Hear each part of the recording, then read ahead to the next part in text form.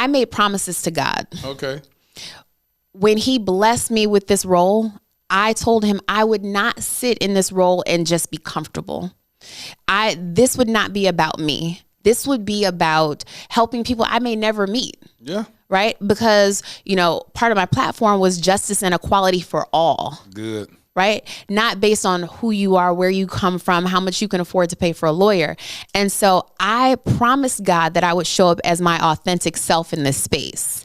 I am on a journey to discover, uncover, and recover love. Life is about helping others. Dear Future Wifey has been doing exactly that. You stated that women are to present and not to pursue. It has given us a roadmap on how relationships were meant to be by God. There are still Black men who love the Lord and their end goal is marriage. Thank you for teaching me how to stay lit, how to be intentional and transparent. You read your letter, I cried. I just got married 2 months ago, and I'm listening to the podcast so I can stay married.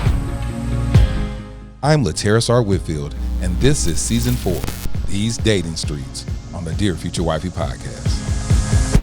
Welcome to the Dear Future Wifey podcast. I'm your host, Laterras R. Whitfield. Listen, we are on the road to 100K subscribers. So why don't you share the podcast? Hey, but before we get started, are you still shacking up with us? Come on, man. This is the 4th season. If you're still shacking up with us, come on, let's make a commitment. Hit that subscription button and subscribe. A lot of you have been stepping up to the table, making donations to Kingdom Royale. We're still on the mission. We want 5,000 subscribers to donate $20. So listen, thank y'all so much for all y'all that have been stepping up. I'm so grateful. We're going to change the trajectory of these African-American young males that are in the foster care system. So keep doing the good work. Well, today I'm so excited to have my buddy on the podcast today. We're going to have fun today. We're going to keep it lit where we live intentionally and transparently. So without further ado, welcome to the Dear Future Wifey podcast. My homie, Judge Amber Givens. How you doing, girl? I'm doing well. How are you, friend?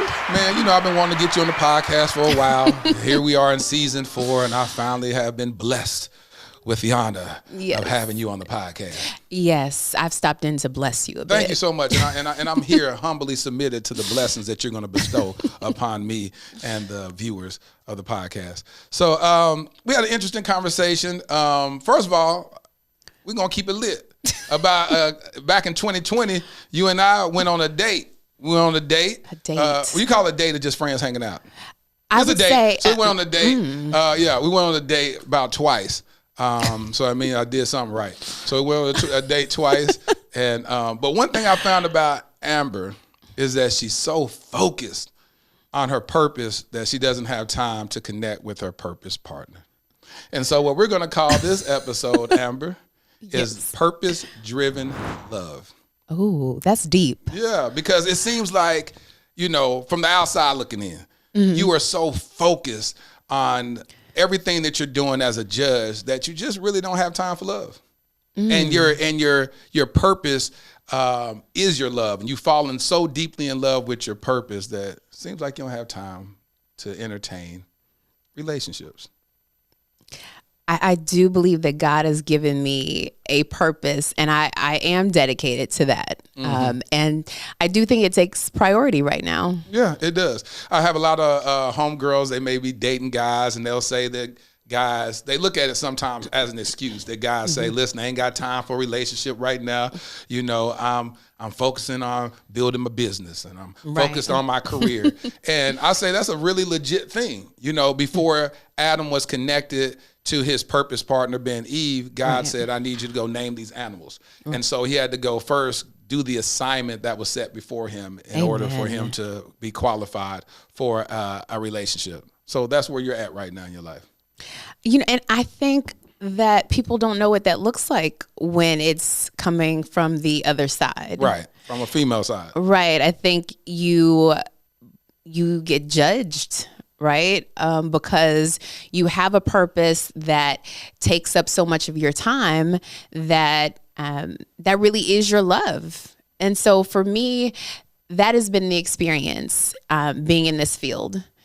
I have chosen this field, despite the fact that the criminal justice system actually changed my life. Okay. I decided not to run from it.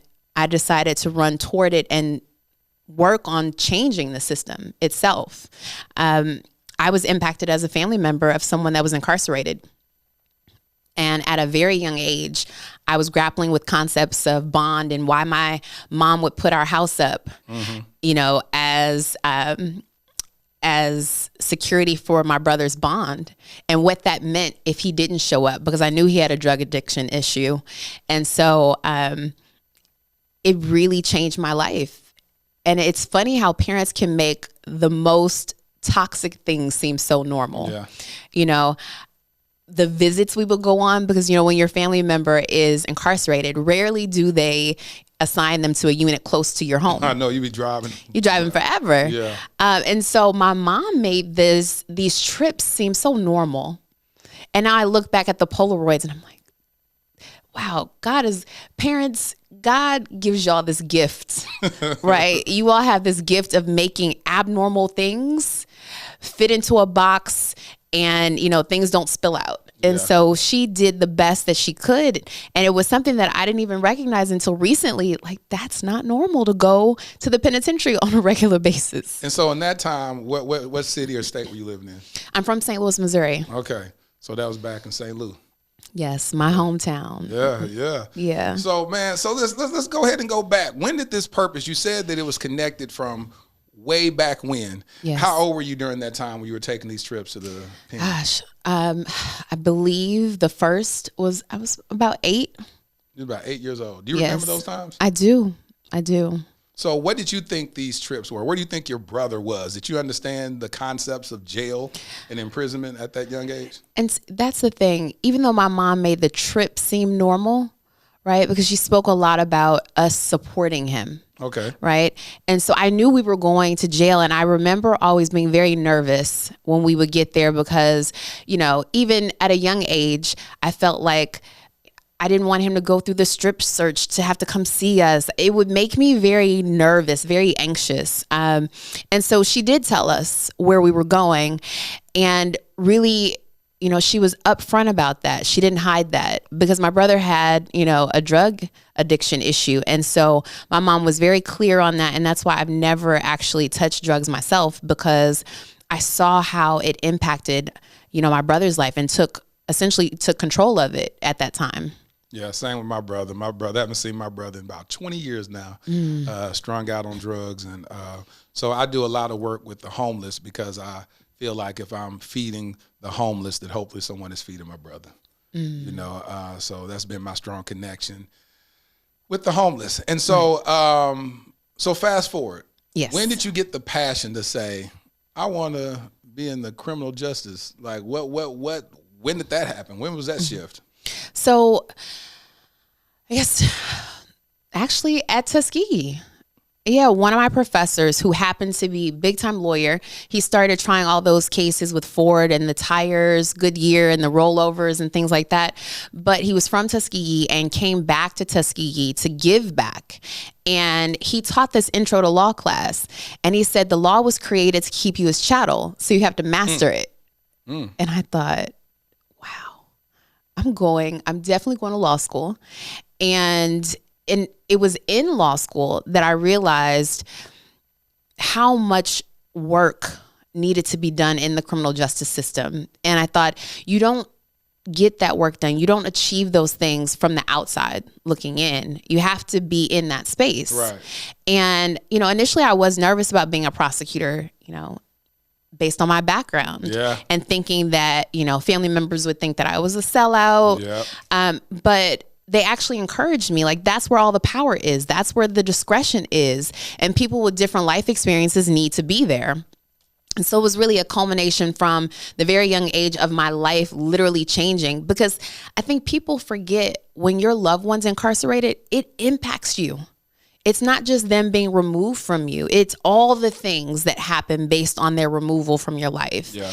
And so it was the culmination of that to the, you know, my professors at Tuskegee and the love for justice that they instilled in me.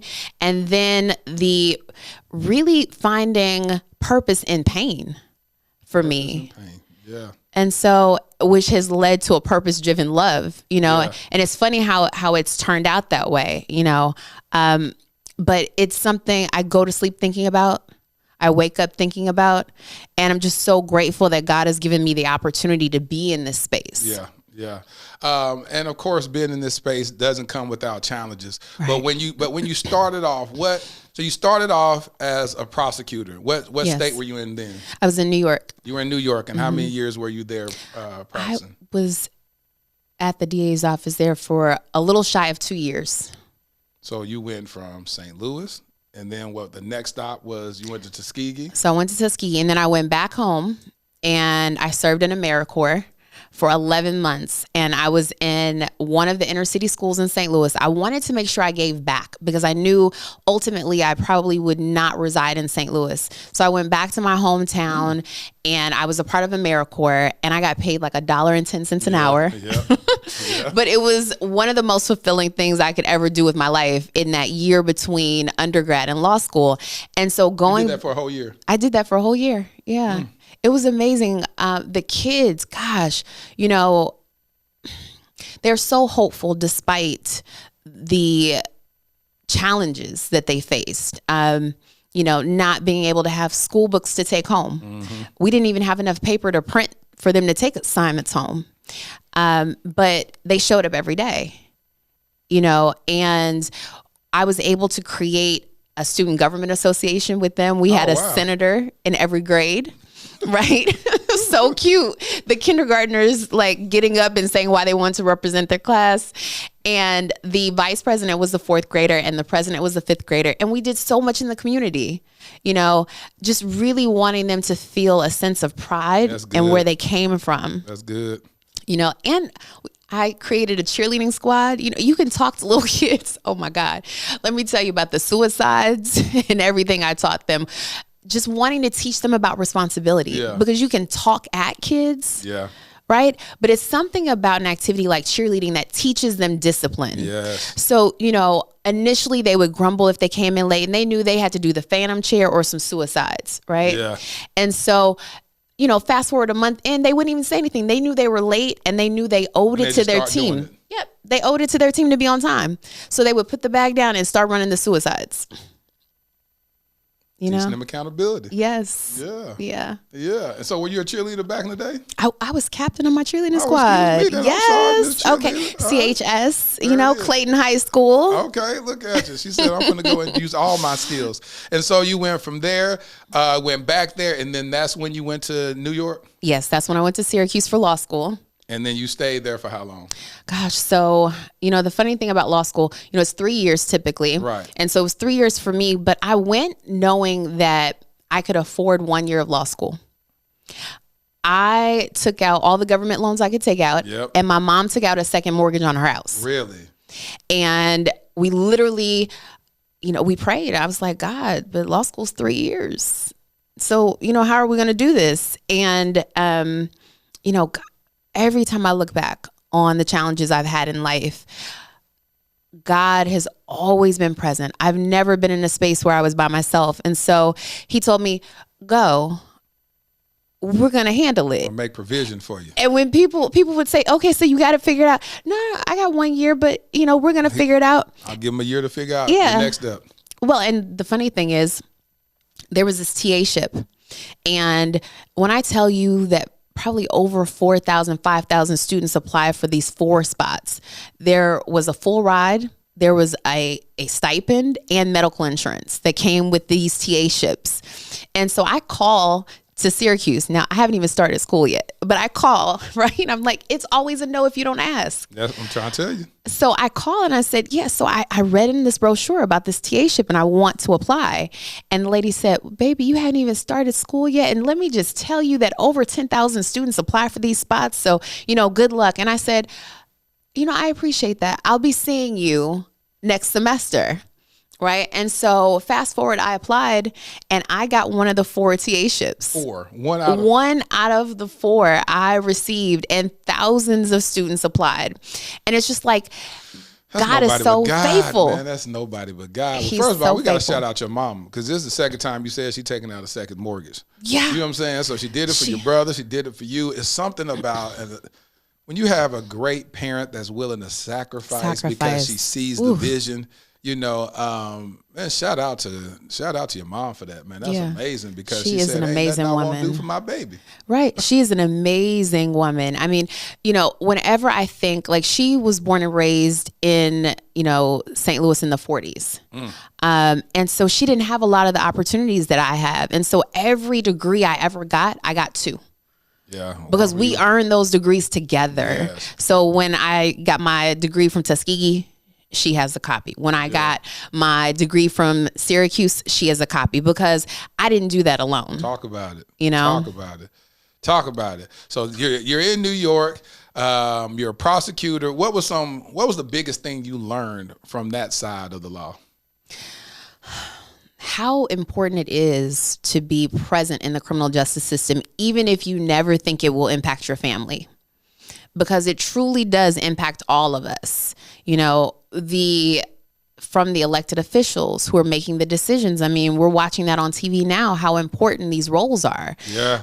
And so I had never been in the system in that sense before. I had been the family member who had observed what the system took from my family, but I had never been in a position to be kind of uniquely positioned to know how it worked on the inside. Yeah. You know? And so how did what caused the transition from New York all the way to Dallas, Texas? Gosh, God has a sense of humor. No, you had another pit stop. Did you come I straight to Dallas? did. Houston, No, right? I went to Houston first. But God has a sense of humor, because I would have never thought that I would be in Texas, because I actually applied for law school in Texas. But my first choice was Syracuse.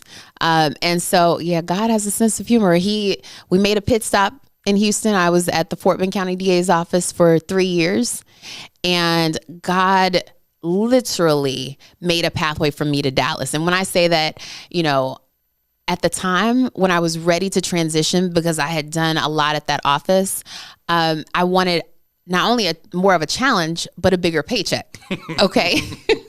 You know, Dallas is one of the highest paid offices, DA's offices in the state. And so God had me at this seminar, and I'm sitting at the seminar with this individual, and it's several of us at the table, but it's this one man who is just like so disruptive the whole seminar. He's telling jokes. He's laughing loud at his own jokes. And I'm thinking, man, I wish he'd be quiet, because I'm not learning, right? Come to find out, he's the first assistant at the Dallas County DA's office. You never know who you're sitting at the table with, right? And so we end up exchanging information. And when they had a position available in Dallas, I interviewed for it, and they offered it to me on the spot. And it's just, you know, it's funny how God will set things up for you, you know. And even when I found out I had the interview, I didn't even research the office really. Like I knew a lot about the office, that they were committed to criminal justice reform and things like that. And that Mr. Watkins was making, I mean, great strides in that. Doing amazing work. Amazing job. And so, but I started researching apartments, and I thought, why? You have a job in Houston. You have a, you know, place to live in Houston. Hold on, who you saying that was making jokes? Was that my boy Heath? Yes. Heath Harris. Lord Jesus. Heath from Lubbock. Yeah, yes. Heath, that's my boy. I mentor his daughter and Yvette, so and all know. that. I'm close to their whole family. So can you imagine? I was thinking, who would first assist? That had to be Heath Harris. Can you imagine him at the table? Oh, he's a nut. He is. A nut. That's my boy. When I tell you, the presenter kept looking over at our table, and I was like, it's him, you know? So yes, it was Heath. That's my boy. Yeah. So I started researching apartments, and as soon as they offered me the job, I went and signed with one of the apartments I researched, because it's like, I don't have time to come back to Dallas for this, right? Yeah. And God literally, just even from there, you know, he put me in a position to run for office, and I never anticipated, you know, being a politician or ever even leaving the DA's office, because I felt like I wore a cape every day to work. Yeah. Like, I'm the superhero. The Supreme Court has told me my job is justice. You know, I'm a cornball like that. So I'm excited. You know, I'm excited about that. So, you know, I never saw myself in another role. You never saw yourself in another role. So what made you run for judge? Man, it was really the reason why I came to Dallas, in that Dallas was leading the way with the conviction integrity unit and things like that. I think they had a show on OWN, Dallas DNA, right, where they were highlighting the work that they were doing, testing the rape kits and things like that, and finding that people had been wrongfully convicted. And so it was that commitment, because I was assigned to a caseload for maybe 2 weeks, and I get a call from a victim, and the victim is like, I lost hundreds of thousands of dollars, and the case has been indicted, but there's never been a court date. And when you're being recorded on a telephone conversation, it was very clear to me that I was being recorded because it was election season and Mr. Watkins was up, right? And so I asked the victim, can you just give me some time to do some research? Let me find out what happened, because I just got the case. I did my research and found out it wasn't an isolated situation.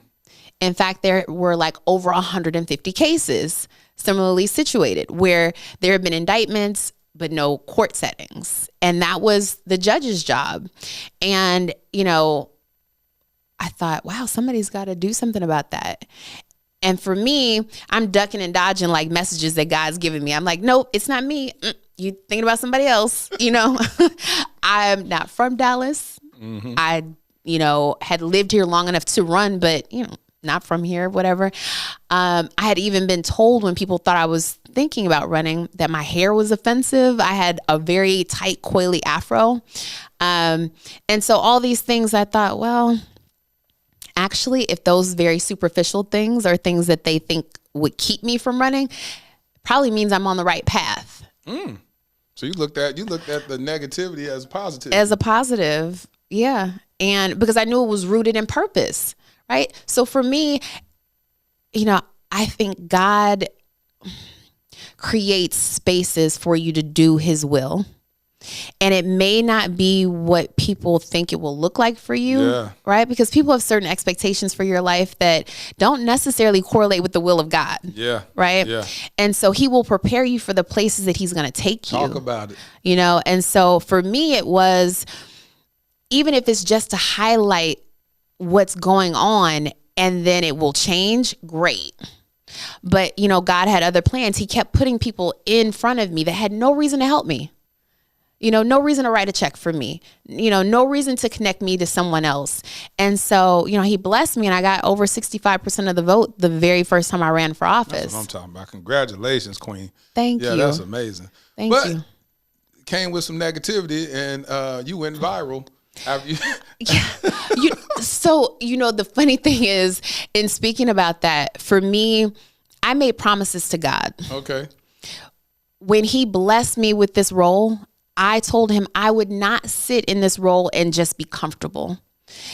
This would not be about me. This would be about helping people I may never meet. Yeah. Right? Because, part of my platform was justice and equality for all. Good. Right? Not based on who you are, where you come from, how much you can afford to pay for a lawyer. And so I promised God that I would show up as my authentic self in this space. Right? And with that, we started talking about my curly, tight afro. I decided one day, I really like shaved sides. Shaved the whole side off. And then all the way around. It's shaved all the way around. And, I'm showing up to work as myself. I wear makeup. I love makeup. What, judges don't normally wear makeup or something? I don't know. It was part of the criticism. So, But they said the criticism was that Judge Amber Givens wear makeup? Well, it was my purple lip, because I will wear a nice purple lip. And I was rocking my shaved sides. But for me, it was more about, there is someone whose liberty is at stake, who's presumed innocent, right? We're in a trial. There is a life that was lost. And so focus on that. Then right? Focusing on my makeup. And right. Hair. But then, and I didn't know it was happening. Right. I had no idea what was happening. I allowed, press is always allowed in the courtroom, but not necessarily cameras. Right. Okay. And so I had gotten together with them before the trial because I knew that a number of stations were interested in the case, and I didn't want it to be a distraction though, and so decided on one camera and they would share the footage. And I didn't realize at the time that they were going to be streaming on Facebook Live. Oh. Right. So not only was it playing on the TV stations, but it was also playing on Facebook Live. So you had a lot of interaction. You know, a lot of people were watching all over the world. And when I received the final verdict from the jury, you know, I'm back in my chambers preparing to speak to the jury, because once they're finished, I go back and release them and, you know, give them their work excuses and things like that, talk to them. And I'm getting all these dings on my phone. And it's DMs. And I'm like, I don't DM like that. But it's, when I tell you, it was going down in the DMs, like hundreds of DMs. What were they saying? Hope you know that we love you in the virtual court world. And I was like, what? Oh, you didn't even know. Yeah, because you didn't even know you was on. I didn't know it was on Facebook Live, right? So I had no idea what they were talking about. And then I had friends texting like, do you know people have been watching your trial this whole time? I was like, no, I mean, you don't live in Dallas. What do you mean you've been watching it, you know? And so, yeah, it became an issue because I think in society, we have this idea of what people who serve in certain roles should look like. Yes. And if you don't fit in that box, it can be offensive to people. Yeah. You know, forget your substance, forget your character and what you bring to the table, right? It can be offensive, but because again, I made God this promise of how I was going to show up and what I was going to do with this position that he gave me. Yeah. I said, you know what? We won't be focusing on the negativity. What we're going to do is use this because there are little girls watching. Yes. Right? There are little girls watching it and they are hoping that someone believes that they can achieve one day, no matter where they come from, no matter what their socioeconomic status is. So I'm going to use this as a tool to teach children to show up as themselves and be okay with that. So, yeah, I mean, and that's how I look at really each of these challenges. And really more so, you know, God never said that the weapon wouldn't form. He said the weapon wouldn't prosper. Talk about it. You know, and I know that my God works in and through every situation. Good and bad. Right. He didn't say, I'm just going to use the good stuff. Yeah. You know, he said that for those that love the Lord, right, he uses all things for our good. And so, you know, you talked about challenges. So recently, you know, I've experienced another situation that I know God is using. Because you're running for re-election. Yes, I'm running for my third term. In Texas, you know, terms are 4 years. So essentially you're running every 2 years. Okay. And again, knowing that he has put me here to do a certain work. Recently, you know, we were all watching in horror after George Floyd's murder and the resulting protests, like the things we learned about our neighbors, our coworkers, you know, in that season. And as a judge, you know, I was watching Facebook and I was watching people, and specifically here in Dallas, attorneys calling the Black protesters animals and subhuman. They were saying that online? On Facebook. Goodness gracious. And so, you know, as a judge, you can't comment on that. You're not supposed to comment on that, right? I saw some folks commenting, but I thought even if I could ethically comment, you know, for me, it was a bigger thing, right? What I saw immediately was these are attorneys that we're using county dollars to pay to represent all bodies. But if you don't think someone's a human. Exactly. Now, how can you, without bias, represent said people? Right. How can you protect their constitutional rights? And, you know, in America, the Constitution says that it doesn't matter if you can't pay for your own attorney, you get an attorney. But if you can't pay, you don't get to pick your own attorney, right? So it hit me that the onus then is on judges who are the ones that decide who can be on the appointed list to get these cases of indigent people. And I thought, you know, well, what as a judge can I do? Because you can't legislate from the bench, right? But I knew that there was still a serious responsibility that I not just sit silent about that. And what did you do? I mean, what could you do? Well, what I learned we have a thing called the Texas Indigent Defense Plan and even commission that kind of reviews your plans on how you process attorneys' applications who want to accept these appointments of people that can't afford their own attorneys and things like that. And I called to ask, like, in Texas, is there a county that is addressing an anti-discrimination type deal? And the head was like, no, we don't have a policy like that anywhere in Texas. And it was initially just focused on social media. And then the head that I was speaking to said, well, I really think you should go beyond social media, because he had just gotten a call about an attorney in San Antonio that said something extremely offensive about a judge's coordinator. He said, I really think it should encompass their behavior at work, outside of work, Wow. Not only their social media presence, but their words and their deeds. And so I just started working on policies. I'm thinking New York had one or California, and they didn't. So I'm just doing research. I come up with a policy. I presented it. Ultimately, it took me a year to get it approved. But it took me a year, but I was able to get it approved by my colleagues as a whole. And so we've implemented it in the Texas Indigent Defense Plan for felony cases in Dallas County. And it's the first of its kind in the country. And I say that because I've always looked at it like God has given me this position, and it's not about, does this impact me directly? Yeah. It's about, I've been that family member. I understand what it's like to not be able to afford an attorney. Right. And what is fair for all. Right. And so, in doing that, it's like shaking up the room. You sure are. I bet you. Right. People don't like you after you're doing stuff like that. Right.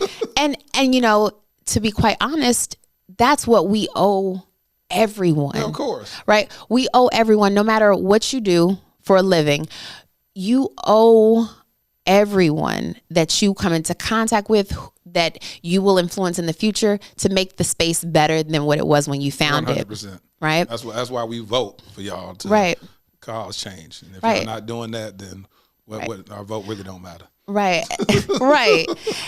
And so with that being said, I have been attacked recently, and I want you all to hear it from my mouth, because I have given quotes to the newspaper. You've heard my attorney speak, but I absolutely did not do what I'm being accused of doing.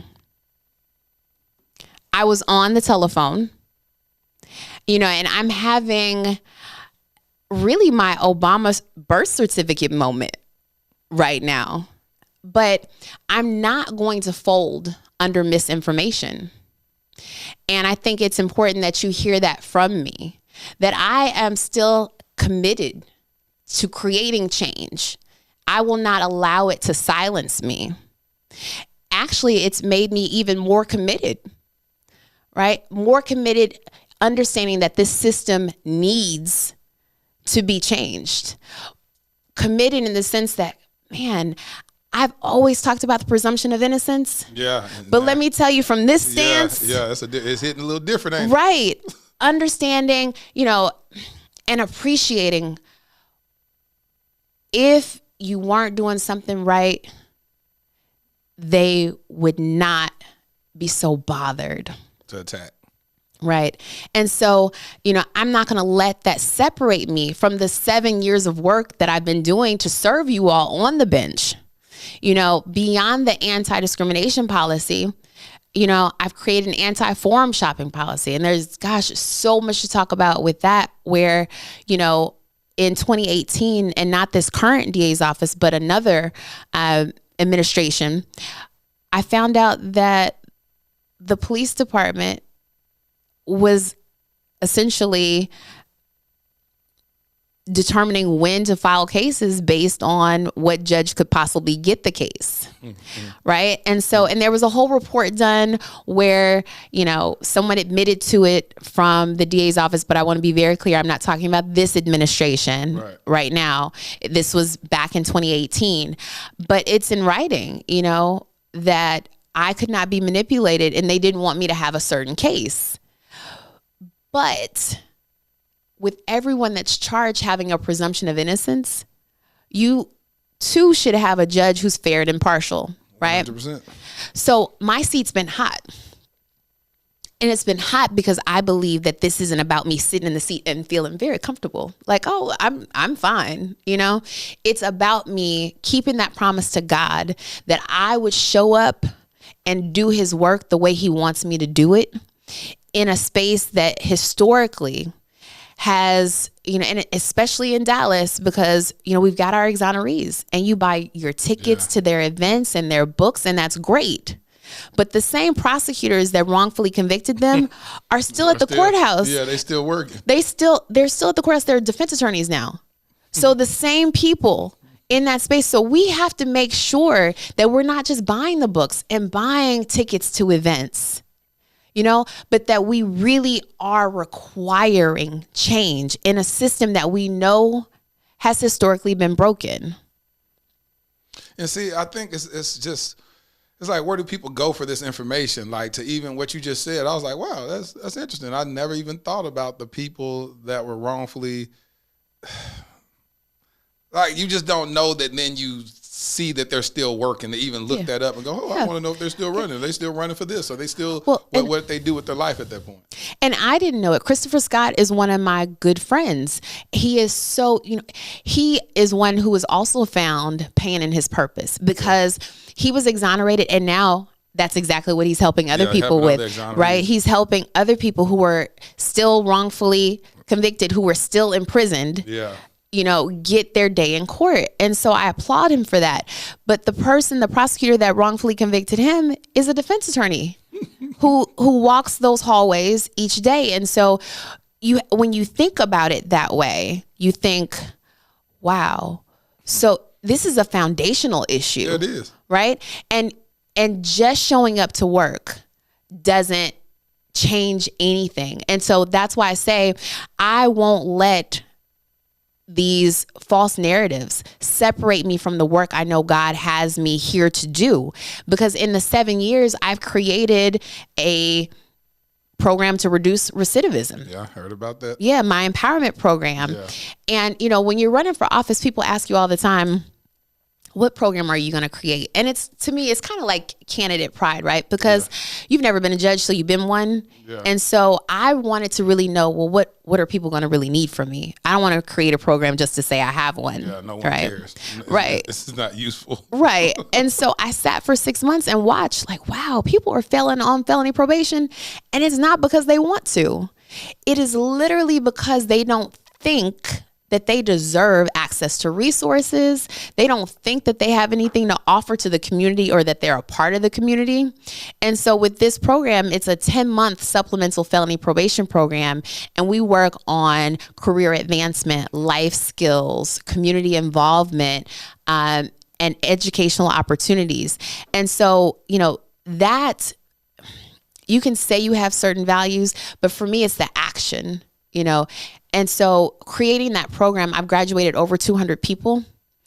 And when I tell you that I was invited to a GED graduation, young man finished the program, but was still working on his GED. And he called and invited me, and he didn't think I was going to show up. I show up and they're in the back because, you know, they had to do their processional. Yeah. But his wife sees me and it's like, she actually came. She comes and sits next to me.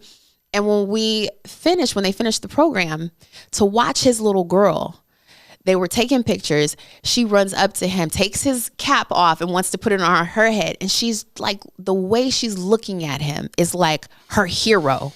Yeah. Right. And I start thinking, wow, we are creating generational change here. And then to find out that his wife then enrolls in the same program and is getting her GED, you know, and this GED program provided childcare and everything. And it's a partner that I was working with, the Aberg Literacy Center. And for me, it's about creating that bridge between the courthouse and the community, right? Because we have resources in the community that can help. And when people succeed, we all are better because of their success, you know? And so that's one program. And another one, you know, for me, I think information is power.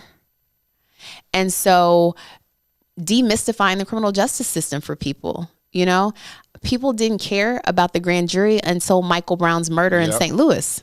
Yep. Right? What is a grand jury? What powers do they have? So then that way, when you get your summons for grand jury service, you're like, oh, I need to show up. You don't look at it as a headache. You look at it as an honor. Right. I need to show up because I know that this is important. And so the Word of Mouth series was birthed because of that.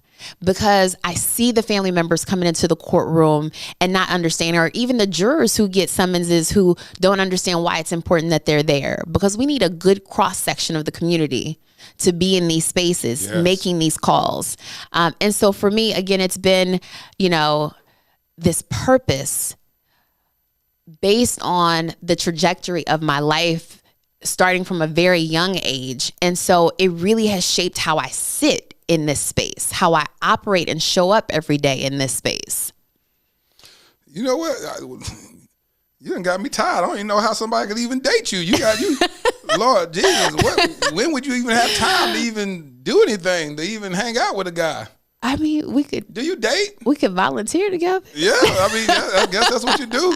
You sit there and help you type up some work or something. I don't know. I mean, my goodness, like you. And this is over the last 8 years? Mm-hmm. So the programs I'm telling you about, and I didn't even tell you about the crime prevention program for youth, Pipeline of Possibilities. Yeah, that was a big one.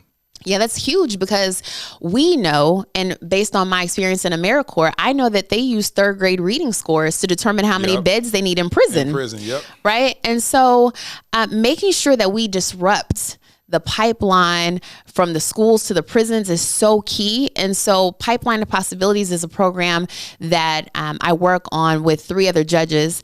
And we go into the DISD schools that have the highest rates of incarceration, and we teach the kids about the criminal justice system.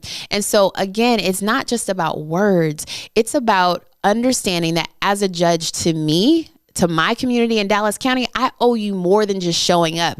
I owe you to be authentic in this space. And if that means that I have to disrupt the norm and the status quo and be uncomfortable, because I think it's that feeling that births some of the best blessings, right? Dr. Martin Luther King's birthday, we're celebrating tomorrow, right? And it wasn't, all roses, right? He literally, I think sometimes it's the fire and the things, the challenges that you face that create the greatest triumphs, And so that's how I see this. This is an opportunity that God is giving me to walk in his purpose, walk in his will, and change something, not just talk about changing it, but be a part of that change. And fostering that sometimes is going to come with some pushback. It's going to come with some negativity. It's going to come with some challenges. It's going to come with some mudslinging. Yes. Y'all had to pivot during the pandemic. Yes. And I actually enjoyed it because now you had your own court TV show. Oh, Lord. Because I was watching on Facebook, and I'll be on Facebook, and I'll be like, oh, Judge Amber Givens' court is on. And it just popped up in my timeline, and I started watching it a lot. And man, my heart broke for this one guy. I forgot his name. I had typed it up, and I said, please, I got to help you. I'm going to help you. I'm going to mentor you. I'm going to help you. I'm going to help you. And I tried everything in my ability to try to reach out and help him, and it just didn't. Didn't quite work. Yeah, we had to pivot in the pandemic. March of 2020, looking back at that, we're thinking, in a couple weeks, we'll be able to resume normal activity. And the Texas Supreme Court started rolling out the emergency orders and expressing to us that we needed to be virtual. And they bought, actually the Office of Court of Administration bought Zoom accounts for every judge in the state of Texas, right? And through Zoom. Dang, I should have had stock in Zoom. Right. Who knew? If you had only had a crystal ball. But you could stream through Facebook or YouTube because we still have to comply with the Open Courts Act, right? Yeah. And so even though physically you couldn't be in the courthouse, which how many people were taking off of work to come to the courthouse to watch anyway, right? Yeah. But you were able to see, that my court was still open, that we had not stopped, but for me, in observing the emergency orders from the Texas Supreme Court and doing what I was required to do. But in addition to that, the public safety concern, making sure that I don't expose people. They don't have to come into contact with people if they don't need to. You don't need to come into contact with the sheriffs unless you need to, or opposing counsel unless you need to. Trying to keep people safe. And so right now we're still operating virtually because the Texas Supreme Court has still given me the authority to do so. And, now that we're on the red level, it's just, I had an attorney this week who had COVID, but wasn't sick enough where she didn't feel like she could log on to Zoom. And the process wasn't delayed. The case wasn't delayed because she was still able to be at work virtually via Zoom at home. And so for me also, it's the transparency, right? Like, I have nothing to hide. I want you to observe my court proceedings. And actually what I found is that people have told me that they really are more, committed now. Oh, yeah. It did that for me. It's like I was watching it and I was like, this is real. Like, 'cause you watch court TV, you don't know what's real, what's fake or whatever. Right. But I know Judge Amber Givens and I'm like, oh, this is some real court. And when I tell you, you don't play no games. You kind of got me a little scared. Like, firm but fair. Oh yeah, I was like, she's trying her best to help you. She's hard, but she's helping you, and it just wasn't clicking. Yeah, because it depends on where you find people in life at that time, right? Because I keep little sticky notes on my computer at work. And it's just times where I need inspiration, right? And so people will come back to me and be like, oh, I did not want to go to that drug treatment program. I was mad at you, but you changed my life, Judge. And so I write their names down. I write the date down. And whenever I am searching for some type of inspiration, I will flip through those. That's good. It's just... That's good. You have to, you have to do that. You have to find inspiration in other people's success, right? Because it's not just about you. And so I do that. And so I love the fact that people are able to watch the court, because I think when we open back up, and we can try more than one case a month, because right now we're limited to one case a month per court. Right. You all are going to feel differently when you get your jury summons. Yeah. Because you understand and you're more in tune with what is happening in the system. Well, it was too emotional for me. I'll be honest with you. I'm not built for this, because when I was watching it, I just want to help everybody. So when I saw the young dude, he was like 19 or something. He was young and he was making every excuse in the world. And I was like, man, come on, let me help you, bro. You don't want to go down these. You don't want to go be caught up in the system like that. And if you can get a hold of it right now, you can change the trajectory of your life forever. You know what I'm saying? But he just was like, I don't know this, I don't know. I was like, come on, man. Like, you got to do better. And it was just breaking my heart. And I said, I can't. I was all in the chat. I was like, hey, listen, I'm going to help you. Somebody, can y'all put me in contact with him? I'm going to help him. And it was too emotional. I couldn't do it. I watched a couple of other ones. Some stuff is extremely funny.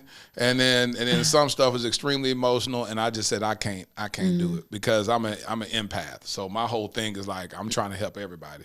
Yeah. And it bothered me. You have an election coming up. Yes.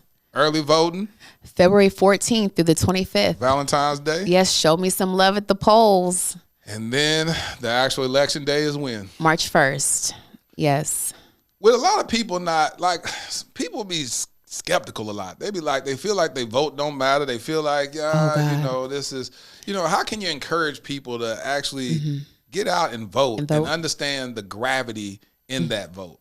Well, I would say initially, at least in Texas, this last legislative session, if you didn't feel like your vote mattered, you should have, because they were trying to do everything to, to make sure it couldn't count. Yeah. Taking away Super Soul Sunday, taking away longer voting hours. Like, why is it bad that people have more access to go vote, and don't have to use vacation time, Oh, that was so crazy. But I also think voting has to be personal to you, right? And so, I think oftentimes it's not for people. They think, oh, if I make it to the poll, I make it. If I don't. And I think we have to share our stories more. more, about why voting is so important to me, to you. And for me, voting is personal, because when I was at Tuskegee, we were in a political science class, and literally the local NAACP president rolls up on our poli-sci class, comes in and asks our teacher, hey, what's the subject matter today? Happened to be something about Dr. Martin Luther King. She said, this is perfect. We all need to get on the bus. We're going to Selma. We're like, we're doing what? Like Bloody Sunday? Selma? Yes. And so, this is before cell phones. So we get to call our parents and, tell them, hey, last minute, we're going to divert from class to Selma. And my mom was like, go, just don't get locked up in Selma, Alabama. Okay.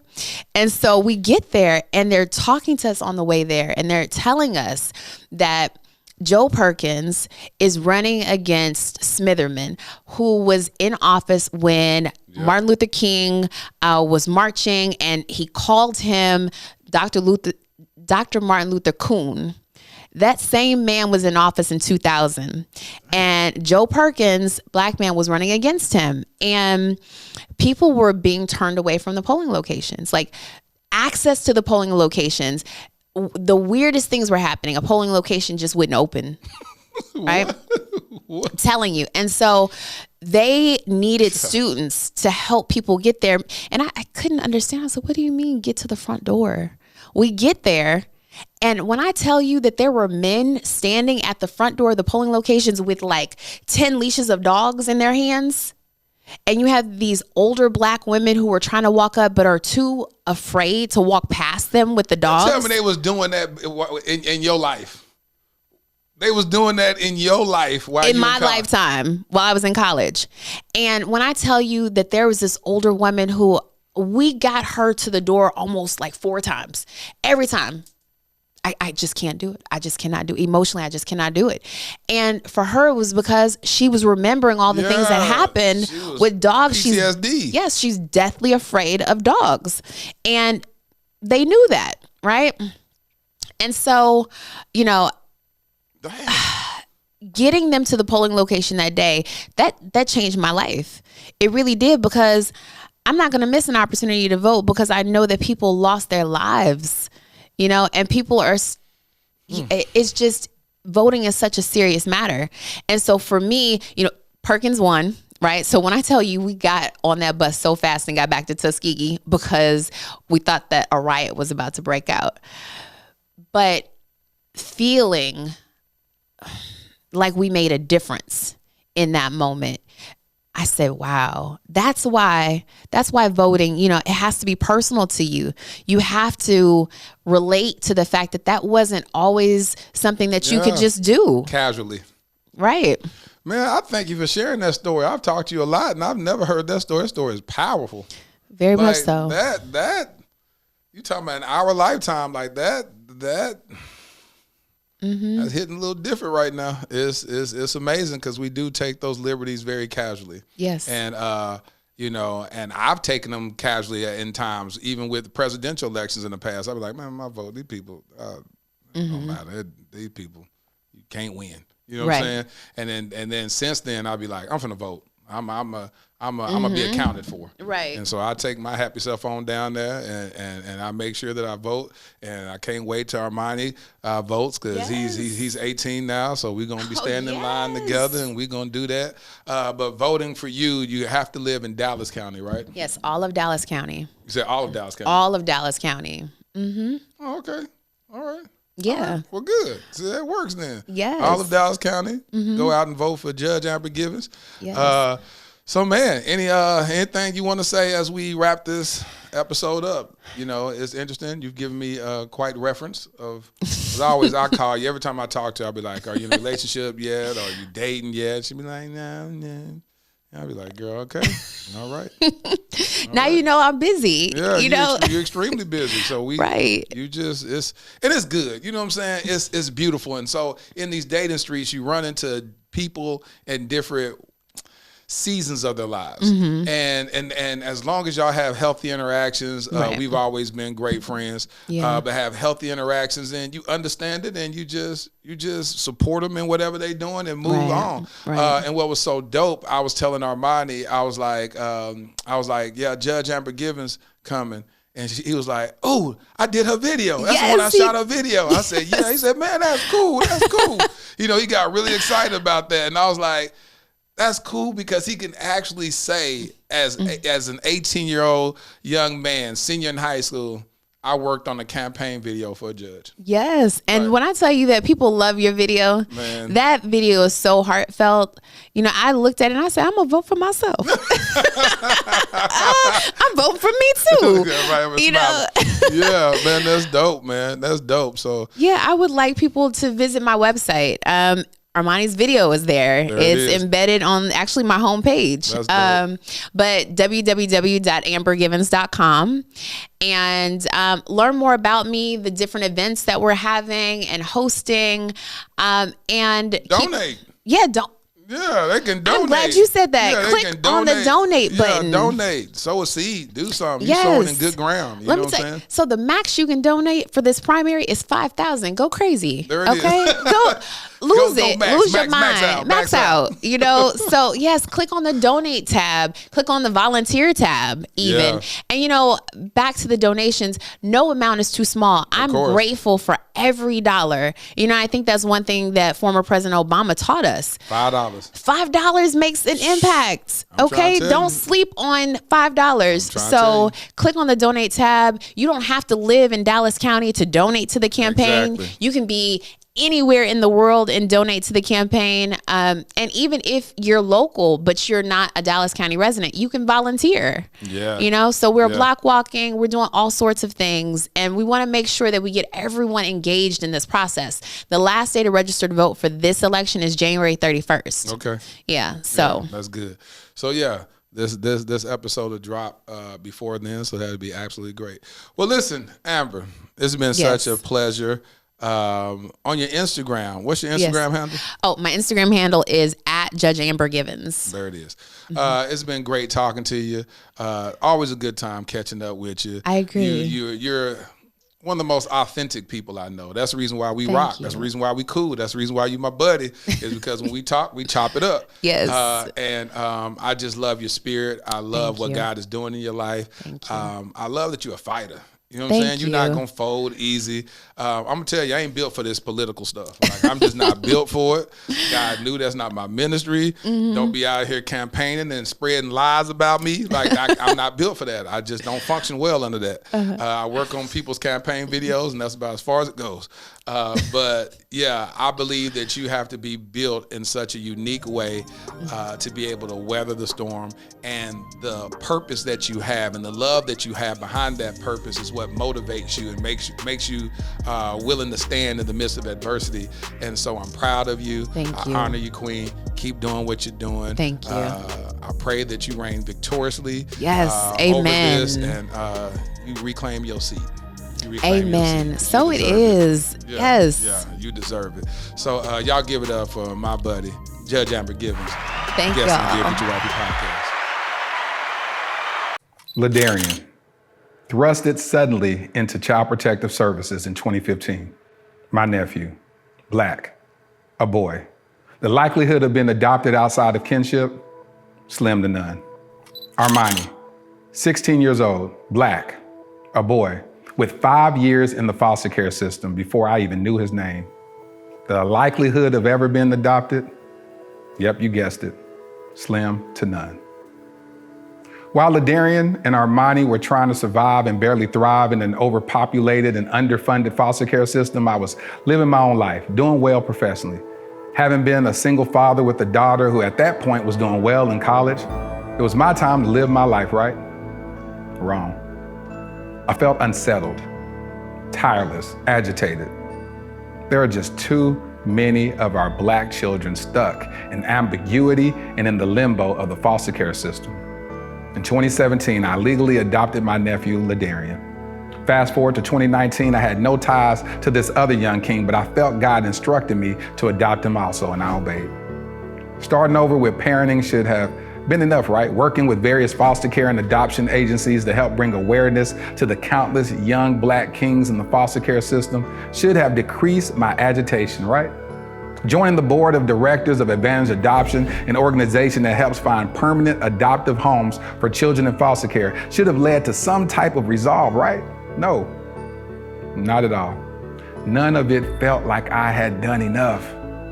I now realize that every one of those experiences was laying the fundamental foundation for my life's mission, Kingdom Royale.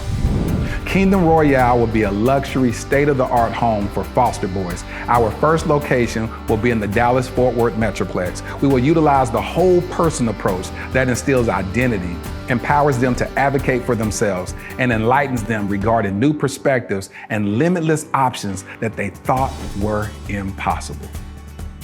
Though the young kings will attend the local public schools that are in proximity to Kingdom Royale, our at-home curriculum will broaden their worldview through participating in the arts, attending various cultural events, learning about and engaging in multifaceted discussions about current events and even relevant historical context, introducing them to gardening and landscaping and even caring for our animals on our farm and on-site stables. We just launched our Startup Capital campaign with the goal of raising $2.8 million. Now, why $2.8 million? Well, in 2017, I created a web series in which I performed random acts of kindness for targeting the homeless community. One of the most notable successes was that one of the videos went viral, garnering 28 million views. However, one of my biggest regrets is that I didn't raise a single dollar to help in implementing a more sustainable plan for the homeless community.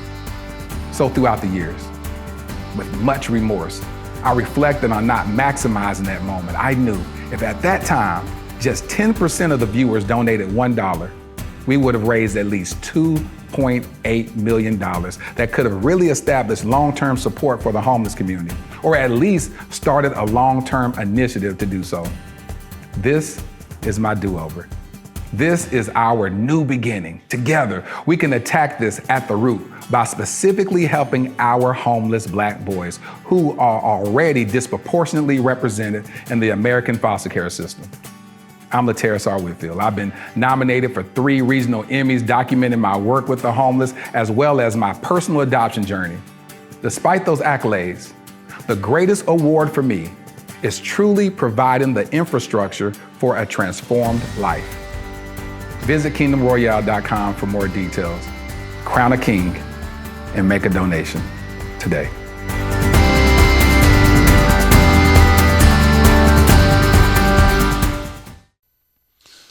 One thing I love about this podcast is I'm always keep it lit. Amber and I went out a couple of times back in, that was a couple years ago, but neither one of us was in the place of having anything serious. She was focused on career. I was still healing. And it was so great that she and I have been able to stay connected and be friends. And that's what I'm talking about. If you date properly, there won't be any bad blood. And so we were always honest with each other, and I'm so excited about what she's doing and accomplishing. So those in Dallas County, go out and vote. Here's my favorite part of the podcast where I speak to my future wifey. Dear Future Wifey, justice, just us. Can't wait for the day we'll receive justice for our heartbreaks, and our beautiful restitution is just us. Just you and me. You are the personification of God's faithfulness. You are the one manifestation of his goodness and mercy. I'll fight for you and not with you. I'll defend your honor. I'll encourage you to become all God has called you to be. You are the epitome of elegance and class. You are everything I wanted and so much more. Strike the gavel. Court is adjourned. Case closed. I found you. Your future hubby. Thank you for listening to the Dear Future Wifey podcast. Remember, be lit, live intentionally and transparently, and don't stop loving. Make sure to subscribe to our Dear Future Wifey YouTube channel. We're available on Apple Podcasts, Google Podcasts, Spotify, and Stitcher. We welcome your support. Simply share our podcast with your friends and family.